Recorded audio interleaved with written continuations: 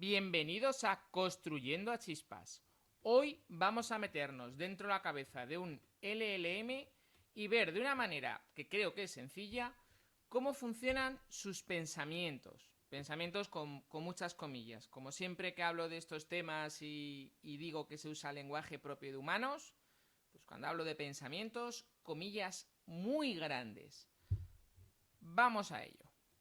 ¿Cómo vamos a meternos dentro de la mente de un modelo de lenguaje? Bueno, vamos a usar una funcionalidad de llama CPP, que es que cada vez que genera un texto con un modelo de lenguaje, pues genera un fichero de log explicando todo lo que ha pasado. El fichero se llama main.numeritolargo.log. Y yo uso una configuración en concreto. Os explico un poquito qué configuración he usado aquí antes de lanzarla. Vale, bueno, lo primero, M es el modelo. Voy a usar llamados el modelo de 13.000 millones de parámetros cuantificado a 4 bits, ¿vale? Y más cosas, pero vamos a quedarnos con eso. Luego, voy a usar un contexto. Sé que llamados soporta hasta 4.000 tokens. Hay modelos de 32.000 tokens. Y he visto, que no he probado, que hay subidos modelos de 128.000 tokens. No lo he probado, no sé qué tal van, pero si de verdad funcionan bien, es una barbaridad. Pero bueno, es otro tema. Yo voy a poner un tamaño de contexto pequeñito para que podamos verlo. Porque esto al fin y al cabo es un array de tokens, se muestra como un array de tokens en el fichero este de log y quiero que quepa en pantalla. Y luego, esa es la semilla del generador de números pseudo aleatorio. Realmente estos modelos usan números aleatorios para ciertas partes de su proceso. Pues por ejemplo, pues para elegir cuál es la siguiente palabra. Entre otras cosas. Entonces, si tú fijas siempre la misma semilla, el proceso será siempre igual. Y se genera siempre el mismo texto. Ojo, siempre y cuando el resto de los parámetros que hay para elegir, pues como la temperatura, el top P, el top K, sean lo mismo. Entonces, si tú fijas la semilla, por ejemplo, en este caso a 42, que en fans de la guía autostopista galáctico, esto no ha sido un número elegido al azar. Bueno, volviendo al tema. Si tú fijas la semilla, en este caso 42, puedes ver cómo los distintos parámetros que tú eliges afectan a la calidad del texto. Algún día quiero hacer algún vídeo sobre esto porque es una cosa que se trata poco. Tú en los modelos de lenguaje puedes fijar un montón de parámetros distintos. Y esto afecta al texto generado. Y se habla poco de ese tema. Al menos yo no he visto muchos artículos, o sea, explicando lo que hacen sí, pero no cómo ver estos cambios. Y de hecho tenéis un vídeo donde explico qué significan estos parámetros y, bueno, intento explicarlo sin matemáticas. Os dejaré enlace en la descripción. Ya empiezo a poner enlaces en la descripción. El día que haga una descripción de un vídeo con pocos enlaces o con ninguno, me darán un premio. Bueno, pues nada, que si os queréis enterar de qué son estos dos parámetros y cómo funcionan, pues tenéis, ya sabéis, en la descripción, vídeo. Continuando con ese tema, que me desvío. Bueno, y luego voy a pasar un prompt. Que es pues que un robot llamado Bot se encuentra con un chico llamado Jim. Y vamos a ejecutarlo. Y vamos a ver qué fichero de logs nos crea y qué hay en él. Bueno, os ahorro el tiempo de ejecución. Pues aquí el modelo de lenguaje podéis ver que ya ha montado aquí su historia, en la que el robot llamado Bob, que se encuentra con un chico llamado Jim en un jardín y tiene una conversación entre ellos, que si Jim le presenta al perro, que se juegan a pelota, que es, bueno, aquí sus movidas, nos da igual. La cuestión es que ha contado una historia, tiene cierto sentido y nos sirve para ver cómo funciona. Vale, esto ha generado un fichero de log que está en el mismo directorio que llama CPP. Si buscáis los ficheros acabados en .log, os aparecerán. Solo hay uno porque he borrado los demás. ¿Veis aquí el fichero este? ¿Cómo saber cuál es el fichero que corresponde a cada conversación? Pues por la fecha de creación de ese fichero. O si no, hacer como hago yo, que es borro todos los anteriores y dejo solo la conversación actual. Sé que no es el mejor método, pero a mí me funciona. Bueno, vamos a ver las tripas de este fichero de log. He aquí el fichero de log. Bueno, vamos a saltarnos a las primeras líneas. Mira, aquí. Eso es interesante. Aquí tenéis el proceso de tokenización. Cómo convierte cada palabra en un token. Bueno, aquí sí que da casualidad de que cada palabra es un token. En otros casos puede ser que una palabra divida en 2 o 3 tokens, la divide en parte y cada parte de esa palabra corresponde a un número distinto. Esto corresponde a un índice que corresponde a un word vector. Si no entendéis lo que digo, no os preocupéis, poco a poco. Vamos a pasar un momento más abajo, esto de aquí. Esto que veis aquí es, a ver que quepa justo en pantalla, ya está. Ya os he dicho que he cogido un tamaño más pequeño para que cupiese justo en pantalla y que viene calculado. He de decir que he hecho un montón de pruebas para grabar este vídeo y que quedase bien. O sea que no ha sido casualidad tampoco. Vale, aquí tenéis la famosa ventana de contexto de la que tanto se habla, de que este es el límite que tiene un modelo de lenguaje para generar pues un texto. Siempre se dice que bueno, que entre el texto de entrada más el texto generado no puede superar este límite. Bueno, pues aquí veis por qué. Lo que va haciendo es guardar cada token en una de estas entradas de la ventana de contexto, que no es nada más que un array de toda la vida.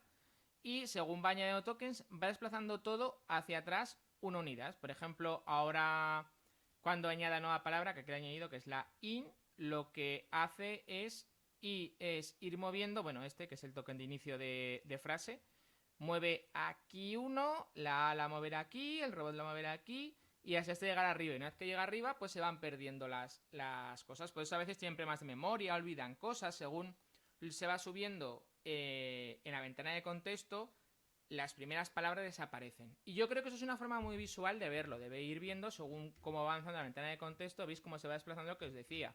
Y vas viendo cómo, bueno, vamos a ir más abajo. Veis cómo va creciendo y se van moviendo las cosas en la ventana de contexto. Entonces yo creo que esto es muy visual y te permite ver, bueno, y te permite saber cuándo ha salido, qué ocurre cuando sale una palabra en la ventana de contexto. Te permite visualizarlo. Creo que son conceptos que se hablan mucho, pero no se pueden, o sea, no hay una buena visualización de ellos y este log nos permite ver claramente lo que está pasando. Así que para juguetear, trastear y hacer pruebas, pues está muy bien. Vale, volvamos con esto que nos hemos saltado, que son el del top 10 de candidatos. ¿Qué es esto del top 10 de candidatos? Bueno, pues esto es los 10 tokens más probables, tokens que no palabras, más probables que pueden seguir la última palabra que hay en la ventana de contexto anterior. En este caso es dist. Vale, pues esta es la probabilidad, ¿vale? La probabilidad es expresada entre 0 y 1. Pasado a porcentaje, si no te multiplicar por 100. El is tiene un 90% de probabilidades de ser la siguiente palabra. ¿Qué sorpresa que ha sido is? Aquí te indica cuál es el siguiente token que va a tener. Ahora, no tiene por qué ser siempre la más probable. Vamos a buscar otro caso. Mira, mi también es el más probable. Dog también es la más probable. Pero ya vais viendo que no son todos un 90% de probabilidades. El punto es la más probable.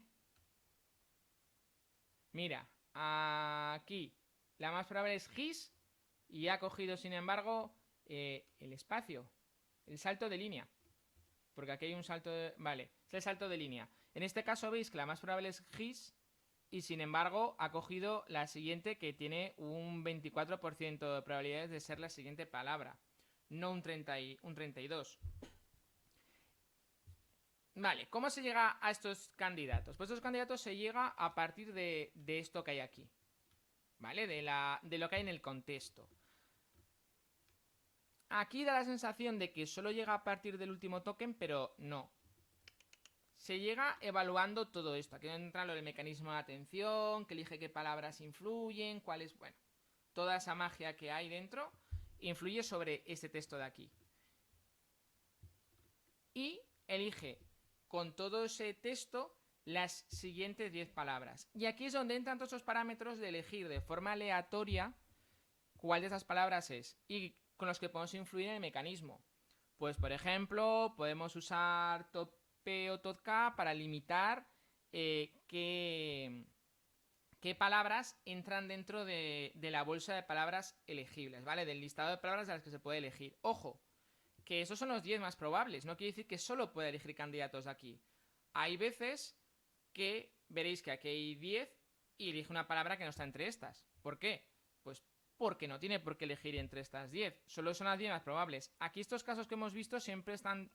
Hay palabras que son muy claras cuál va a elegir, o vale un 32, un 24, pero hay casos que es como todo es 0,0 algo. Entonces, en ese caso, pues obviamente es muy fácil que no sea una de estas 10 más probables. A ver si encuentro alguno que sean las probabilidades más bajas. Mira, nada, aquí ya un Bob. Pero veis, en este caso Bob es probable porque Bob ya está en el texto y están hablando de él, ¿vale? Porque es el principio de la conversación y él está hablando. Entonces, esto se ha visto influenciado no porque la anterior palabra sea un salto de línea, sino porque todo el contexto indica que lo más probable es que la siguiente palabra sea Bob. Que podía haber elegido otra cosa. Podía haber elegido Rob, por ejemplo. Muy poquito probable, todo hay que decirlo. Y haber elegido Rob, habría habido una conversación de 3 personas. Bob, Rob y Jim. O hubiese sido Rob de robot. ¿Vale? Bueno, aquí también, aquí 2 puntos. Pues sí, la verdad es que aquí las probabilidades... Mira, en estas son más bajas. Y de hecho, en este ejemplo de aquí, veis que Joe, que es la que ha elegido, no está entre las 10 más probables. Por lo que os digo, porque luego aleatoriamente, obviamente aleatoria pero ponderadamente, esta palabra es más probable que sea elegida que esta de aquí. Sin embargo, esta ha seguido incluso más allá de las 10 primeras. Aleatoriamente se elige los siguientes tokens de entre los más probables. Y eso es lo que podemos limitar. Por ejemplo, si ponemos temperatura igual a 0, siempre va a elegir la palabra más probable. Luego podemos hacer otras cosas como penalizar algunas palabras, disminuyendo su probabilidad, aumentar las probabilidades de otras. Todo eso en el vídeo que os dejo enlazado abajo, que ya os he hablado antes, lo tenéis más o menos explicado. Bueno, más o menos explicado no, está explicado, lo que pasa es que no meto en matemáticas. Bueno, pues vais viendo cómo aquí la ventana de contexto se va llenando. Ahora, ¿qué pasaría si yo, por ejemplo, en vez de haber dicho lo que he dicho al principio de un robot CalebBot meet a chill Caleb Jim? ¿Vale? Voy a que hubiese puesto in. ¿Vale? Un robot, CalebBot, meet a chill, Caleb Jim, in. ¿Me saldrían las mismas opciones? Es decir, ¿esto es un proceso estocástico? ¿Al mismo contexto exactamente me van a salir los mismos 10 candidatos? Pues vamos a hacer esa prueba para enseñaros cómo se puede jugar con esto. Vale, pues aquí he puesto el in y le he cambiado la semilla para ver si tiene algo que ver las probabilidades o eso o no. Vamos a dejarle que, en este caso, claro, es en el parque porque he generado una semilla nueva. Entonces las probabilidades cambian. Pero vamos a ver si por dentro, cuando llega al punto del in, son exactamente las mismas palabras a elegir. Bueno, os ahorro el rollo de generar toda la película aquí. Comparemos resultados. Este es el log de la primera petición que le hemos hecho, la que le hemos dicho que un robot CalebBot meet a chill CalebJin. Hasta aquí. Y luego él ha completado con in. Y habiendo completado hasta aquí, sus sugerencias son las siguientes. Veamos el de la nueva intento, la nueva petición, en la que le hemos puesto nosotros un robot CalebBot meet a chill CalebJin in. Que bien hablo inglés, ¿eh? Vamos a por ello, redoble de tambores. Soy yo. Mira que hay inteligencias artificiales que ponen ruidos y voces, pero lo hago yo. Y observar de con una probabilidad de 0,568 a con una probabilidad de 0,183, dis con una probabilidad de 0,68 y bueno, yo qué sé, vamos a revisar el nombre de las probabilidades and his space, esto que parece, no sé lo que está codificando ahí, front, bueno, la cosa rara, front school day. Vale. Y curiosamente ha cogido el mismo. Esto ya sí que ha sido suerte que coja el mismo, porque realmente no tenía por qué cogerlo. ¿Por qué? Bueno, pues como os he dicho antes, el seleccionar estas palabras las hace el modelo, toda esa magia que le pasas el contexto y empieza a hacer sus movidas, y ahí no hay nada aleatorio. Por eso hemos podido cambiar la semilla aleatoria y cuando se ha encontrado con exactamente el mismo contexto, que es este y este, ha dado exactamente las mismas siguientes palabras. La parte aleatoria está en elegir cuál va a ser la siguiente palabra. Bueno, pues ya hemos aprendido una cosita más de modelos de lenguaje. Espero que esto os sirva para hacer vuestros experimentos, pruebas. Creo que, bueno, que hay muchas cosas que se pueden intentar. Una de las ventajas que tienen los modelos de software libre versus los modelos propietarios es que puedes trastear todo esto. En ChatGPT va a ser al contrario, va a intentar ocultarte todo lo posible cómo funciona, mientras que estos modelos tienes el código, tienes un montón de documentación, tienes un montón de gente dispuesta a resolver dudas. Y bueno, pues nada, que si os mola esto, Arduino, metaheurísticas, lo sigo diciendo y aún no he empezado a hacer vídeos de eso. Bueno, y un montón de estos temas, pues suscribiros al canal y nos vemos.